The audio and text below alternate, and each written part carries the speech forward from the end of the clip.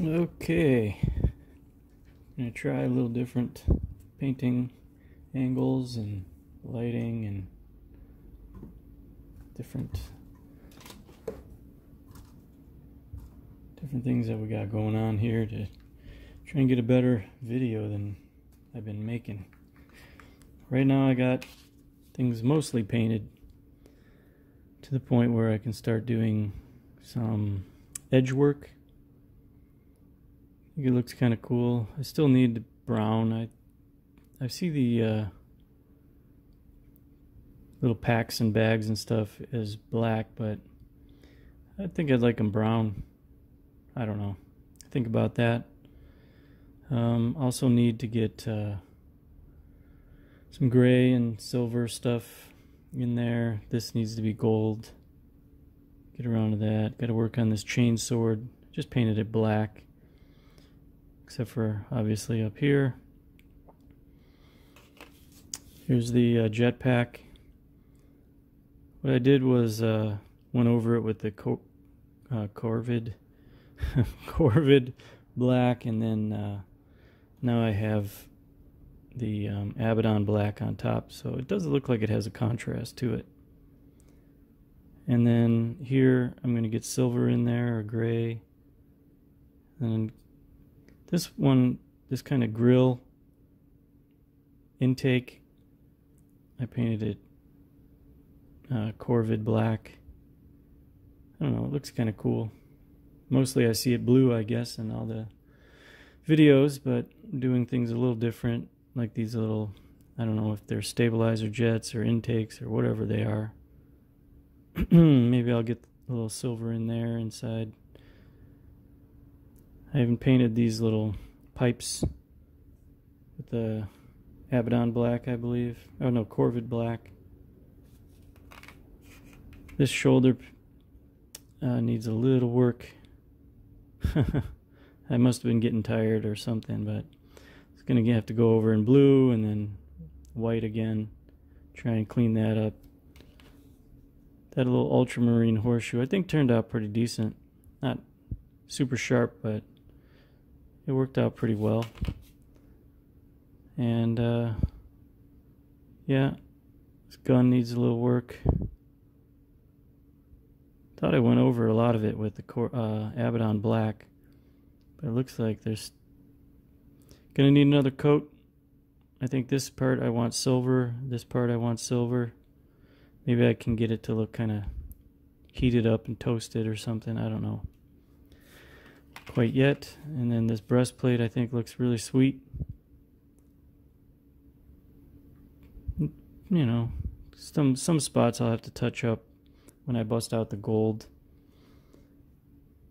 little areas in there. And I think I still like the release button like this. I'm not sure about the actual buckle itself because it just kind of blends in with the abdominal plates, but maybe that will end up being like a gray or silver. So I want to do like that little edge work today around the edges of stuff, which means I'm going to have to blend a couple of paints together. This is what I got. I don't know if this Corax white will blend well with the Macragge blue, but we'll give it a shot, see how it goes. So yeah, I think that's going to be what we're working on right now. This Corax white, I think it had some air gaps in it, and it kind of got real thick. So what I did was I just added, you know, maybe a quarter teaspoon of the technical contrast medium. I don't know if that's a good idea or not, but I added it to there, shook it up real good, and it does seem like it's a little bit more liquidy. You know, when I pop it open, it looks still pretty thick, but it might be a little better. It's not like you know, as thin as these other ones, but I guess I can work on that, adding a little bit more of that contrast medium. It supposedly has no pigments in it, so it could thin this stuff out, but boy, it looks pretty goopy. But we're going to go for it and work with it and see what we get. So I'm just going to take a few dollops, put it on my homemade wet palette. Not sure if I talked about that actually. It's a little Tupperware lid. I got some parchment paper that I ordered. You know, it's like baking parchment. And then I got paper towel underneath there that I got wet. It's just some filtered water that I have on tap. And I put a few drips of water on top for mixing purposes. I've used it once already, and it seems to do a pretty good job of keeping things, for the most part, keeping those paints going. It's got a kind of a tacky, damp feeling on your finger when you press on it. So I think that moisture kind of gets through. It's just not, you know, like paper towel wet coming through. And I'm not sure. There's a few kinds of parchment. Some are like silicone coated. I don't know if that's good or not. It might make it water resistant, so it'd end up being almost like a wax paper or something. I'm not sure. I don't know if these are coated or not. They could be if you look at how that beads up on there. But it seems to work, so jury's out on exactly the kind of parchment, cooking parchment. Some people I've seen are white. These look like they're unbleached. I don't know if that matters either. But anyway, let's load up our palette. I bought some new brushes. These are cheapos that I got at a hobby store. So I don't have to just use this Citadel one the whole time. The tip on it is just kind of thrashed. You know, it's serviceable. Tried to trim it even a little bit, but I was getting hooked ends. But here we got like super tiny, which is pretty sweet. Inexpensive. This one's Royal and Long Nickel 10/0, which basically means real tiny. It doesn't hold a lot of paint, but it's like dab and go, I guess, before things dry. So the cheaper #1, like no name.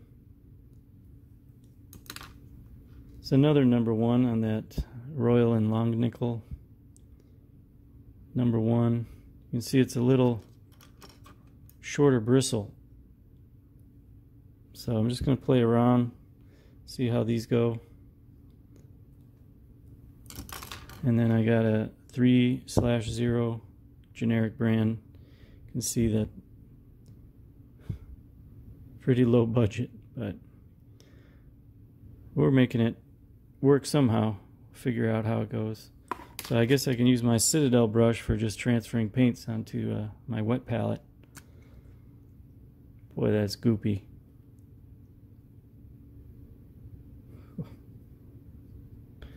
The crag. Yeah, it looks just a little thinner, a little more consistent. Scoop that with the back end. What I've learned is, you see that paint that's in there, right near the ferrule? Let's see if we can get a view of that. That stuff you got to get out of there. Apparently when that dries, that really jacks up the bristles. So you really got to try and clean well. I ordered some brush cleaning soap. Don't know what happened, but the delivery got delayed and I just had to cancel that order. The wife has a similar kind of soap for makeup brush cleaning, so I used that and it did a pretty decent job, I have to say. So maybe in a pinch you can snag one of those. It's gonna do for now, but boy, that's just such a gnarly brush. Don't know if you can make out that gap in there. Anyway.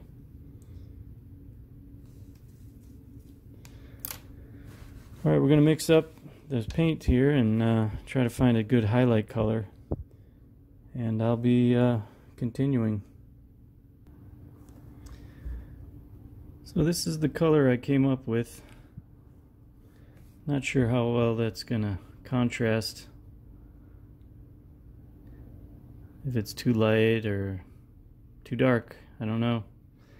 Just kind of went back and forth, mixing, trying to find a good tone that I thought might be acceptable, and hopefully a good thickness. This might be too thin, I'm not sure, but we're gonna give it a go and see how we do. Might as well go big here and start with the top here. And I'm using this cheapo 3-0 brush. So let's see what we get.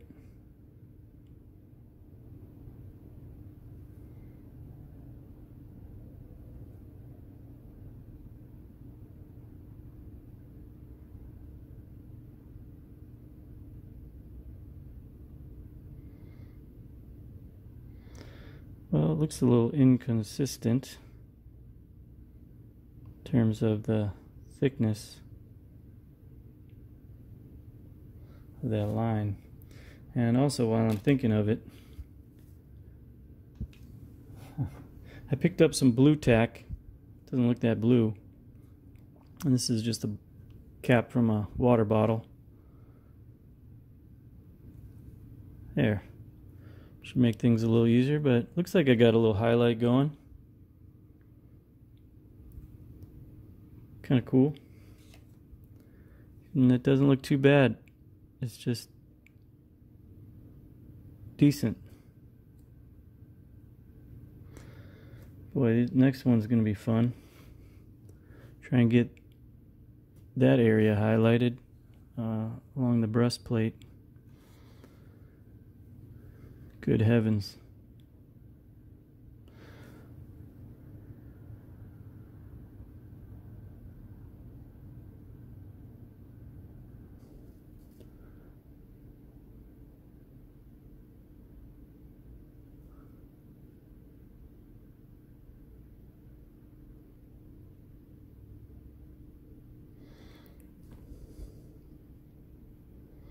Yeah, that looks pretty crappy.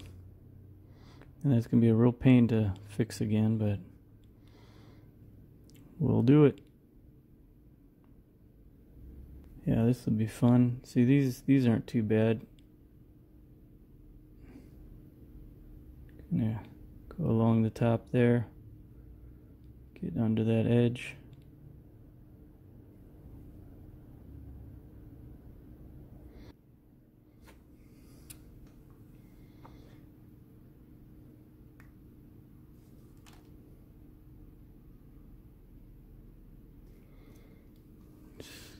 Get a little better grip on that too. Alright, that's already messing up. And that looks kind of lousy.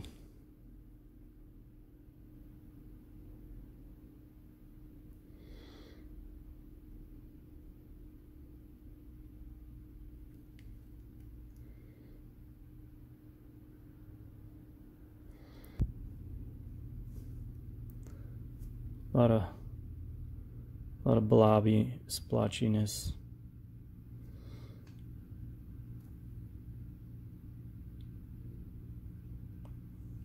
Oh well, just keep at it.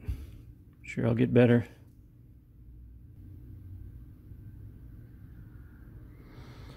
That wasn't too bad on that side.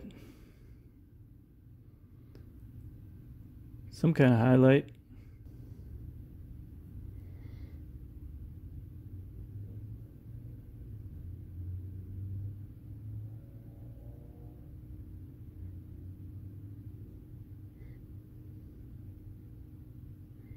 Thought this would be a hard part, but man, this is really hard.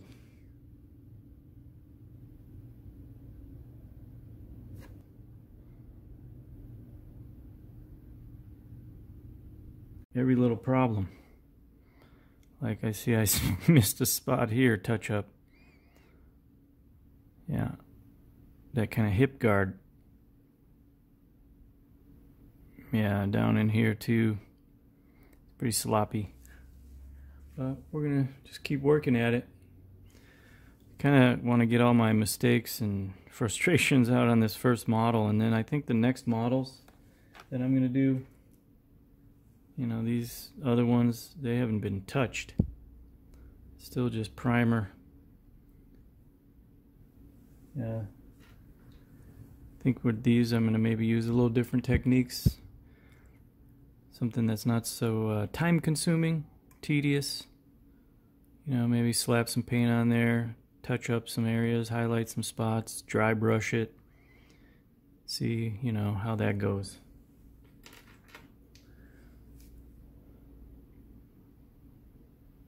Yeah, something like that. Just play around with different techniques, you know, as we learn.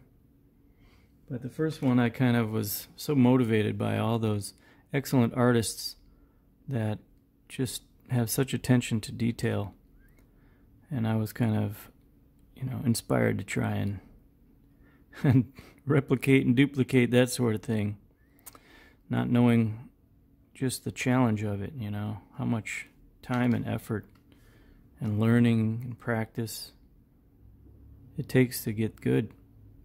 So this is the early part of the journey. All right, thanks.